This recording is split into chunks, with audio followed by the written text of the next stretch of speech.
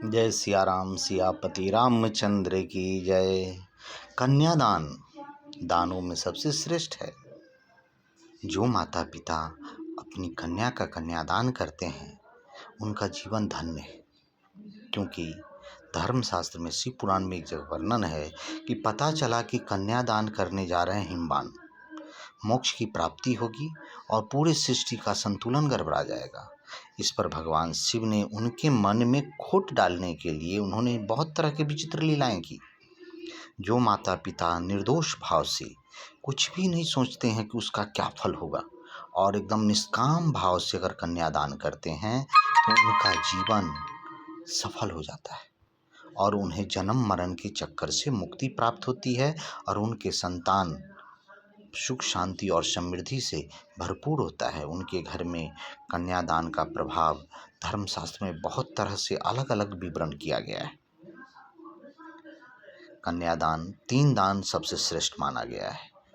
कन्यादान, गोदान और अन्नदान, ये तीनों दान अति श्रेष्ठकर हैं। अगर आप धरती पर ये दान करते हैं तो इनका फल तो आपको मिलता ही है।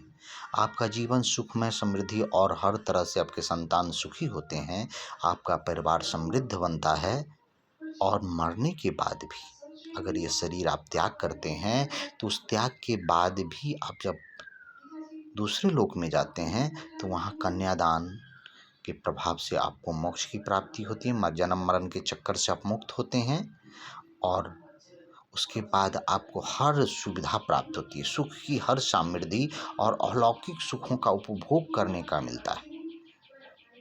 तो ईश्वर के समीप रहने का मौका मिलता है। जिस ईश्वर को देखने के लिए हम रात दिन तरसते हैं, उनको प्राप्त करने के लिए क्या क्या नहीं जतन करते हैं कि ईश्वर हमें प्राप्त हों। हमारे परमपिता परमेश्वर और जगत माता जननी हमें सदृश प्राप्त हों, हमारे समीप प्रकट हों और हमें अपना बनाएं। ये कर्म करने पर, अच्छे कर्म करने से ईश्वर की प्राप्ति होती है और सारा दुख, हर समस्या मिट जाता है।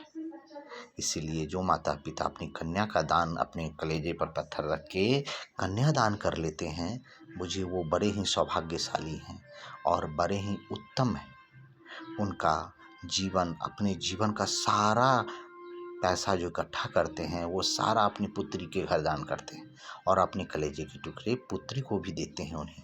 इसलिए जिनको कन्यादान का महत्व नहीं पता हो वो धर्मशास्त्र पढ़ें। कन्यादान बड़ा ही उत्तम है और उसका फल सर्वोत्तम है। जय सिया राम।